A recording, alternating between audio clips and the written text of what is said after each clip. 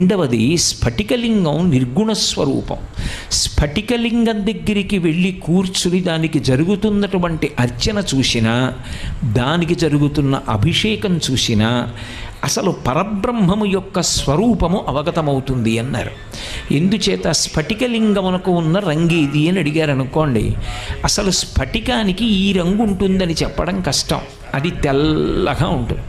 శాంతం పద్మాసనస్థం శశిధర మకుటం పంచవక్త్రం త్రినేత్రం అంటూ పరమశివుడు ఎలా ఉంటాడు అని వర్ణిస్తే స్ఫటిక మణినిభం పార్వతీశం నమామి.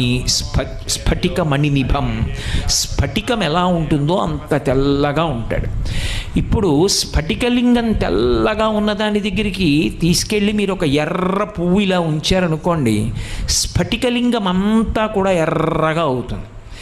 ఇప్పుడు ఎందుకు ఎర్రగా అయింది? దాని ముందుకు ఒక ఎర్రటి